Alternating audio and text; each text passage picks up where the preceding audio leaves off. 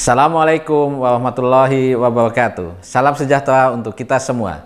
Selamat datang dalam perkuliahan Teknologi Sediaan Padat di Fakultas Farmasi Universitas Indonesia. Bersama saya Sutrio, selama satu sesi perkuliahan ke depan akan memandu perkuliahan yang dilaksanakan secara daring ini. Modul Teknologi Sediaan Padat ini merupakan modul dasar dalam teknologi farmasi. Modul ini diberikan kepada seluruh mahasiswa program sarjana farmasi semester 4. Dengan mempelajari modul ini, mahasiswa diharapkan mampu menjelaskan teori dasar sediaan padat, sehingga mampu merancang formula, mampu melakukan proses evaluasi, mampu mengidentifikasi permasalahan-permasalahan yang timbul dalam proses pembuatan, dan menganalisis faktor-faktor penyebabnya, baik faktor formulasi, faktor fisikokimia, dan faktor pembuatannya. Topik perkuliahan pada hari ini adalah pendahuluan, khususnya mengenai jenis sediaan padat. Berikut adalah referensi yang dapat digunakan untuk mempelajari lebih lanjut topik ini.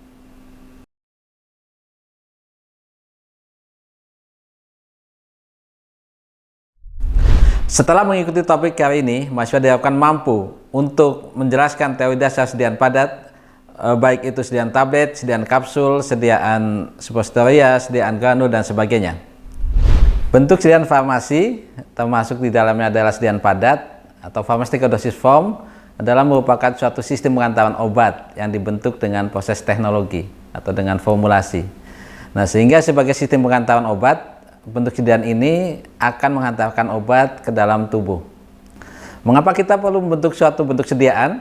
Kenapa kita tidak harus memberikan zat aktifnya saja kepada pasien? Ya. Ada beberapa alasan kenapa kita harus membuat suatu bentuk sediaan. Pertama adalah terkait dengan teknis, yaitu kesulitan atau ketidakmungkinan di dalam penanganan zat aktif, khususnya zat aktif dengan dosis kecil. Dan juga tidak mungkin kita memberikan dosis dengan tepat untuk zat aktif yang sangat kecil tanpa kita membuat suatu bentuk sediaan. Yang kedua, terkait dengan kepraktisan dan juga visibilitasnya. Jadi pemberian obat dapat sesuai dengan tujuan terapi tertentu. Kalau kita tidak membuat bentuk sediaan, tentu kita tidak bisa memberikan obat dengan tujuan terapi tertentu, misalnya dengan injeksi, dengan transdermal, dan sebagainya. Yang ketiga adalah terkait dengan stabilitas. Banyak zat aktif yang akan terdegradasi di dalam tempat pemberian obat, ya, misalnya oleh pengaruh asam lambung, enzim, dan sebagainya, atau juga oleh pengaruh lingkungan seperti kelembaban, cahaya, udara, dan sebagainya, sehingga zat aktif tadi harus dilindungi dalam bentuk sediaan. Yang keempat, banyak zat aktif yang memiliki rasa dan bau yang tidak enak, sehingga hal ini akan menyebabkan pasien menjadi tidak nyaman. Dengan membuat bentuk sediaan, tentunya obat menjadi lebih enak dan lebih nyaman untuk digunakan. Dan yang berikutnya adalah adanya efek iritasi dari obat atau zat aktif pada tempat pemberian, sehingga hal ini dapat diatasi dengan membuat suatu bentuk sediaan. Bentuk sediaan padat bermacam-macam, ada serbuk atau granul, ya, ada bentuk pelet, ada bentuk kapsul, dan juga bentuk tablet. Suppositoria merupakan salah satu bentuk sediaan padat yang kadang-kadang juga dimasukkan dalam bentuk sediaan semisolid. Definisi untuk sediaan padat, khususnya sediaan tablet, adalah sediaan padat mengandung bahan obat dengan atau tanpa bahan pengisi. Definisi ini ada di dalam Farmakopeia Indonesia 6. Berdasarkan Farmakopeia Indonesia 6, metode pembuatan tablet dibuat menjadi dua, yaitu tablet cetak dan tablet kempa. Sebagian besar tablet dibuat dengan pengempaan dan merupakan bentuk sediaan yang paling banyak digunakan. Dalam beberapa referensi juga didefinisikan bahwa sediaan tablet menurut Farmakopeia Indonesia 6 adalah sediaan padat mengandung bahan obat dengan atau tanpa bahan pengisi, dibuat dengan cara cetak ataupun cara kempa. Sebagian besar tablet dibuat dengan pengempaan dan merupakan bentuk sediaan yang paling umum. Metode pembuatan tablet ada dua, yaitu metode cetak atau molding dan juga metode kempa atau compression. Contoh untuk metode cetak adalah pada tablet triturat, tablet hipodermik, dan juga tablet hisap, khususnya yang jenis pastils. Sedangkan sebagian besar tablet dibuat dengan metode kempa. Ada 3 metode kempa, yaitu metode kempa langsung, metode granulasi kering, dan metode granulasi basah. Metode granulasi kering dibagi menjadi dua, yaitu metode slugging dan metode roll compaction. Bentuk sediaan tablet memiliki kelebihan dan juga kekurangan. Kelebihan yang paling utama adalah zat aktif dalam sediaan tablet paling stabil dibandingkan dengan sediaan oral yang lain, dan juga dosisnya sudah tertentu atau unit dose. Sedangkan kekurangannya adalah terkait dengan masalah bioavailabilitas. Tablet harus mengalami beberapa tahapan untuk dapat diabsorpsi ke dalam tubuh. Kemudian kekurangan dari tablet juga adalah beberapa obat sulit untuk dikempa. Dan yang ketiga, sediaan tablet sulit ditelan untuk pasien pediatrik maupun geriatrik. Spesifikasi atau karakteristik tablet dibagi menjadi dua, yaitu ada spesifikasi yang kompendial, adalah spesifikasi sediaan tablet yang sesuai dengan monografi dalam farmakope. Apakah itu farmakope Indonesia, USP, AP, BP, dan GP. Sedangkan yang non-kompendial adalah spesifikasi sediaan tablet yang tidak dinyatakan dalam monografi farmakope. Spesifikasi ini biasanya dibuat secara internal di dalam industri farmasi. Ini adalah salah satu contoh monografi dari sediaan tablet di dalam farmakope. Ini ada beberapa spesifikasi yang ada dalam farmakope atau yang kompendial, ya, seperti kadar zat aktif, kemudian disolusi, keseragaman sediaan, penetapan kadar, identifikasi, dan lain-lain. Secara umum, spesifikasi sediaan tablet atau sediaan farmasi yang dibuat itu harus memenuhi 3 aspek, yaitu quality, safety, dan efficacy. Quality atau berkualitas, artinya zat aktif atau sediaan ini harus memenuhi spesifikasi di dalam monografi, ya, baik yang tadi kompendial maupun non kompendial. Ada beberapa spesifikasi yang dibuat untuk sediaan tablet. Yang pertama adalah bahwa tablet itu harus memiliki kekuatan, ya, jadi harus cukup kuat dan tahan terhadap abrasi atau gesekan. Yang kedua, uniformity, keseragaman, ya. Jadi sediaan tablet harus memiliki keseragaman sediaan di sini, ya, dalam hal bobot maupun kandungan zat aktif. Yang ketiga, sediaan tablet juga harus memiliki tampilan yang baik, bisa dilihat dari dimensinya, ya, ketebalan, kemudian diameter, dan juga organoleptisnya. Dan yang keempat, sediaan tablet juga harus memiliki bioavailabilitas yang baik, baik secara in vitro maupun in vivo. Untuk mengetahui spesifikasi tablet ini, di dalam pembuatan tablet kita melakukan beberapa evaluasi yang nanti akan dibahas lebih khusus di dalam materi berikutnya. Untuk kekuatan, evaluasi yang dilakukan adalah kekerasan tablet atau hardness, dan juga viabilitas atau kerapuhan. Sedangkan untuk keseragaman, uniformity, evaluasi yang dilakukan nanti adalah keragaman bobot maupun keseragaman kandungan. Sedangkan untuk bioavailabilitas yang dilakukan adalah waktu hancur atau disintegration time dan disolusi. Kemudian yang keempat, mengenai tampilan yang dievaluasi adalah organoleptik dan juga dimensinya. Pada sediaan tablet tadi ada permasalahan bioavailabilitas. Kita bisa lihat dari kinetika predisposisi obat dari sediaan tablet.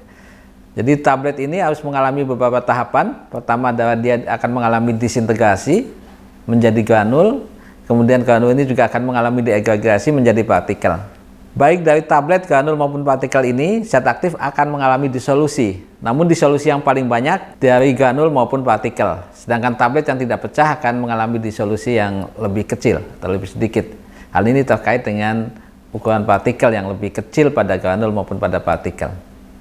Obat yang sudah terdisolusi akan berada dalam lautan pada ujung membran sel, membran biologis, di mana akan mengalami absorpsi, melintasi membran biologis ini masuk ke dalam cairan tubuh ataupun cairan biologis.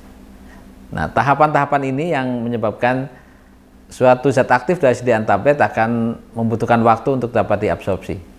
Ini adalah gambaran secara umum bagaimana profil obat di dalam darah. Jadi obat tadi yang sudah diabsorpsi, dia akan mencapai konsentrasi yang efektif, ya, pada waktu tertentu yang nanti akan dibahas dalam mata kuliah lain di dalam mata kuliah farmakokinetika. Tablet memiliki jenis-jenis yang cukup banyak, ya.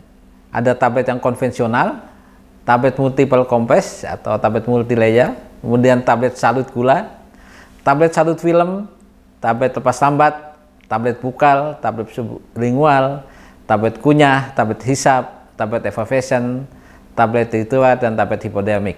Tablet multiple compress atau tablet multilayer ini pada pembuatannya mengalami pengempaan lebih dari 1 kali tahapan. Tablet ini memiliki kelebihan zat aktif yang inkompatibel atau tidak bercampur tadi dapat dipisahkan dalam lapisan-lapisan yang berbeda. Tiap lapisan juga dapat melepaskan obat dalam tahap yang berbeda juga. Namun tablet multiple ini memiliki kekurangan di mana pada pembuatannya jauh lebih mahal dibandingkan tablet konvensional, dan juga membutuhkan mesin yang memiliki akurasi dan presisi yang tinggi. Penampilan dari tablet multiple ini terlihat bahwa tablet ini memiliki lapisan yang lebih dari satu, di mana tiap lapisan biasanya diberikan warna yang berbeda. Tablet salut gula. Tablet salut gula ini biasanya dibuat dengan menggunakan penyalut yang berdasarkan gula atau berbasis gula yang larut dalam air dan cepat terdisolusi. Tablet ini dibuat dengan menggunakan metode KEMPA. Tablet salut gula memiliki kelebihan dapat melindungi obat dari pengaruh udara dan kelembaban, dapat menutupi rasa dan bau yang kurang nyaman, dan juga dapat memperbaiki tampilan. Namun tablet salut gula juga memiliki kekurangan. Kekurangan dari tablet salut gula ini adalah memerlukan waktu yang lebih lama, kemudian juga keahlian yang baik pada proses pembuatan. Juga terjadi peningkatan ukuran tablet, khususnya dalam bobot tablet ya, kadang bisa mencapai 50%. Tablet sublingual dan tablet bukal. Tablet ini digunakan dengan cara meletakkan di antara pipi dan gusi untuk tablet bukal dan di bawah lidah pada tablet sublingual. Tablet sublingual ini digunakan untuk zat aktif yang diinginkan dengan efek yang cepat. Dan tablet tepas sambat. Tablet tepas sambat dibuat sedemikian sehingga zat aktif akan tersedia selama jangka waktu tertentu setelah obat diberikan. Beberapa istilah yang digunakan pada tablet tepas sambat ini adalah efek diperpanjang, sustained release, extended release, ada repeat action, time release, prolonged action. Dan yang sangat penting pada tablet tepas sambat ini adalah tidak boleh diracik atau diubah bentuknya karena akan menyebabkan pelepasan dosis sekaligus. Tablet effervescent. Tablet effervescent dibuat dengan menggunakan campuran effervescent mix yang terdiri dari asam dan bikarbonat. Biasanya tablet effervescent ini dibuat untuk multivitamin. Tablet kunyah. Tablet kunyah dimaksudkan untuk dikunyah, memberikan residu dengan rasa enak dalam rongga mulut, mudah ditelan, dan tidak meninggalkan rasa pahit atau tidak enak. Tablet kunyah dibuat dengan cara dikempa. Biasanya menggunakan manitol, sorbitol, atau sukosa sebagai bahan pengikat atau bahan pengisi. Tablet hisap. Tablet hisap ini ada dua, yaitu tablet hisap yang dibuat dengan tuang atau pastils dan tablet hisap yang dibuat dengan kempa atau tosis. Tablet hisap adalah sediaan padat mengandung satu atau lebih bahan obat, umumnya dengan bahan dasar aroma dan manis yang dapat membuat tablet melarut atau hancur perlahan di dalam mulut. Tablet triturat. Tablet ini dibuat dengan menggunakan metode cetak atau metode molding. Biasanya dibuat kecil, mengandung obat yang poten ya dengan dosis yang sangat kecil, menggunakan bahan pengisi sukosa atau laktosa. Tablet hipodermik. Tablet cetak yang dibuat dengan bahan yang mudah melarut, biasanya digunakan untuk injeksi ya, zaman dulu digunakan untuk injeksi hipodermik. Dapat diberikan secara oral ataupun jika diinginkan ketersediaan obat yang cepat dapat dibuat dengan sublingual. Ya. Demikianlah pertemuan pertama perkuliahan ini. Kita telah mempelajari tentang pendahuluan, khususnya mengenai jenis sediaan padat.